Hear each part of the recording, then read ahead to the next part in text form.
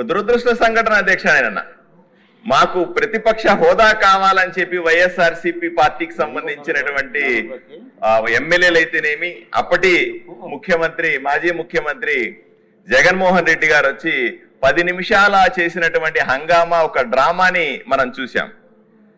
స్పష్టంగా ప్రజలు మన సమాధానం చెప్పాల్సింది అధ్యక్ష. ఎందుకంటే ప్రజలు స్పష్టమైన తీర్పునిచ్చినారు.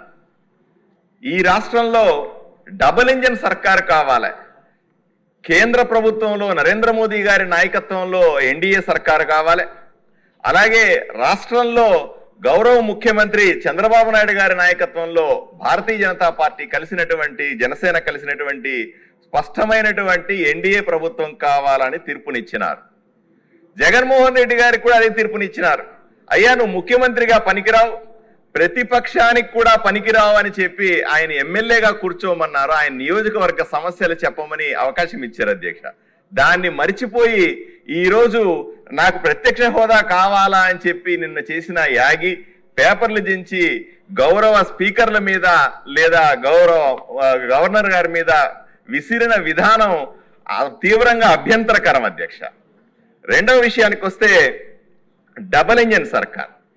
ఈరోజు దేశంలో మీరు చూస్తా ఉన్నారు అధ్యక్ష, వికసిత భారత్ పేరుతో నరేంద్ర మోదీ గారు 100 సంవత్సరాలు పూర్తయినటువంటి స్వాతంత్ర భారతదేశం ఏ విధంగా అద్భుతంగా ఉండాలా, సమాజం ఎలా ఉండాలనే కళ్ళగన్నారు. దాన్నే వికసిత భారత్ అనే పేరు మీద ప్రయాణం చేస్తా ఉన్నారు.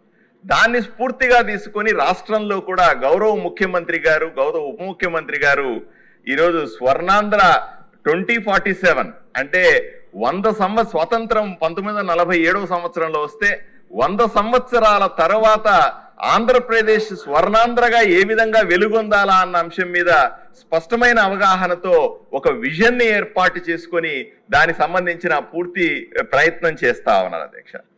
మనం చూసాం గతంలో జగన్మోహన్ రెడ్డి గారు కూడా చెప్పేవాడు, చాలా మంది అంటారు కూడా, అప్పుడు జగన్మోహన్ రెడ్డి ప్రభుత్వంలో ఉన్నప్పుడు కూడా కేంద్ర ప్రభుత్వం సాయం ఇచ్చేది, ఇప్పుడు కూడా సాయం ఇస్తా ఉంది, ఏమి తేడా అని. చాలా తేడా ఉంది అధ్యక్ష. అప్పట్లో జగన్మోహన్ రెడ్డి గారు ముఖ్యమంత్రిగా ఉన్నప్పుడు వైఎస్ఆర్సీ ప్రభుత్వానికి కూడా కేంద్ర ప్రభుత్వం నుంచి విపరీతమైన సాయం అంది అధ్యక్ష. అది ఆయన్ని చూసి కాదు, ఆయన ప్రభుత్వం గొప్పతనం చూసి కాదు. ఎన్నోసార్లు కేంద్ర ప్రభుత్వ పెద్దలు కూడా చెప్పారు, ఇచ్చిన డబ్బులని సరిగా ఉపయోగించుకోలేకపోతున్న ముఖ్యమంత్రి ఎవరన్నా ఉన్నారంటే అప్పట్లో జగన్మోహన్ రెడ్డి గారు అని చెప్పేవాడు. వైఎస్ఆర్సీపీ ప్రభుత్వం చేస్తున్నటువంటి అవినీతి మీద కేంద్ర ప్రభుత్వ పెద్దలు పార్లమెంట్ లో సాక్షాత్తు మాట్లాడిన సందర్భాలు ఎన్నో ఉన్నాయి. అంతేందుకు ప్రతి ఒక్కసారి జగన్మోహన్ రెడ్డి గారు ప్రధానమంత్రి, ముఖ్యమంత్రి హోదాలో ప్రధానమంత్రిని కలిసినప్పుడు అందరూ బయట ఉండేవాళ్ళు. ఆయన అక్కడ లోపలికి వెళ్ళి ఏం మాట్లాడుకున్నాడో, దేని గురించి మాట్లాడుకున్నా ఇప్పటికీ ప్రజలకు స్పష్టత లేదు అధ్యక్ష. ఈ రోజు మీరు ఆలోచన చేయండి, ఈ రోజు మిర్చి ధరలకు సంబంధించిన సమస్య వస్తే కేవలం 2 రోజుల్లో ఇక్కడ ఉన్నటువంటి రాష్ట్ర ప్రభుత్వం, ఎన్డీఏ ప్రభుత్వం నరేంద్ర మోదీ గారి దగ్గరికి వెళ్ళి సుమారుగా 11,970 రూపాయల కనీసపు ధరని ఏర్పాటు చేసి మిర్చి రైతులకి స్వాంతన చేకూర్చాం అధ్యక్ష. అదే రకరకాల సమస్యల మీద ఈ రోజు కేంద్ర ప్రభుత్వాన్ని అప్రోచ్ అయిన వెంటనే మనకు పరిష్కారాలు దొరుకుతున్నాయి.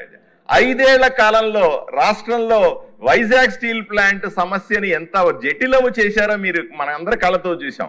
అప్పుడు జగన్మోహన్ రెడ్డి గారు చాలా సార్లు ప్రధానమంత్రిని కలిశారు, చాలా మంది సార్లు కేంద్ర మంత్రులను కలిశారు. ఏ రోజు కూడా మనకు పరిష్కారం దొరకలా. ఇక్కడ పెద్ద ఎత్తున ఉద్యమాలు జరుగుతూ ఉండేవి, అక్కడ మాత్రం ప్రశాంతంగా ఆయన లోరు పోయినాను వచ్చినాను అని చెప్తుండేవాడు. కానీ ఎన్డీఏ ప్రభుత్వం రాష్ట్రంలో ఏర్పడిన వెంటనే మీరు ఒకసారి ఆలోచన చేయండి అధ్యక్ష, స్టీల్ ప్లాంట్ ను ప్రైవేకరించట్లేదు, దానికి అదనంగా నిధులను ఏర్పాటు చేస్తున్నామన్న ఘనత ఈ రోజు మన ప్రభుత్వాన్ని అధ్యక్ష. అంతెందుకు రైల్వే జోన్ల గురించి 5 ఏళ్లుగా ఎక్కడ వేసిన గొంగలు అక్కడే ఉన్నది అన్నట్టుగా కేంద్ర ప్రభుత్వం చెబుతున్నప్పటికీ రాష్ట్ర ప్రభుత్వం చొరవ లేకపోవడం వల్ల అప్పట్లో రైల్వే జోన్ పనులు మొదలు కాలేదు. మన ప్రభుత్వం వచ్చిన కేవలం 6 నెలల్లో ఈ వెంటనే రైల్వే జోన్లు పని మొదలైనవి. రాష్ట్రంలో పూర్తిగా కేంద్ర ప్రభుత్వం చేస్తున్న అభివృద్ధి పనులన్నీ కూడా మొదలవడం మనం స్పష్టంగా చూస్తాం. ఆ రోజు ఎవరన్నా జగన్మోహన్ రెడ్డి గారిని ఆపారా అధ్యక్ష? ఆ రోజు ఎవరన్నా పోయి అయ్యా నువ్వు పోయి కేంద్రాన్ని కలుస్తున్నావు ఏ పనులన్నా చేసుకురా అంటే ఎవరన్నా వద్దన్నారా అధ్యక్ష? ఆ రోజు ప్రతిసారి చెప్పేవాడు ఆయన, ప్రతి మీటింగ్ లో చెప్పేవాడు నేను బట్టలు నొక్కుతున్నాను అని చెప్పేవాడు. కరెక్ట్ గా నరేంద్ర మోదీ గారు ప్రధానమంత్రిగా కేంద్ర ప్రభుత్వ నిధులను విడుదల చేసే సందర్భంలో ఆయన బటన్ నొక్కితే ఆ ఒక గంట తర్వాత ఒక్క రోజు తర్వాత బటన్ నొక్కేసి ఆ డబ్బులని నావే అని చెప్పుకున్న ఘనత అప్పట్లో ముఖ్యమంత్రి జగన్మోహన్ రెడ్డి గారిది కాదా అని సూటిగా ప్రశ్నిస్తా ఉన్నాను. కేవలం కేంద్ర ప్రభుత్వాలకు సంబంధించినటువంటి పథకాల పేర్లన్నీ కూడా ఈయన పేర్లు మార్చుకొని మాట్లాడితే జగనన్న పథకాలు, మాట్లాడితే వైఎస్ఆర్ పథకాలని పేర్లు మార్చుకొని అవన్నీ నేనే చేశానని ఈ రాష్ట్రంలో చెప్పుకున్న దుస్థితిని మనం ఎన్నోసార్లు మన కళ్ళతో చూశాం అధ్యక్ష.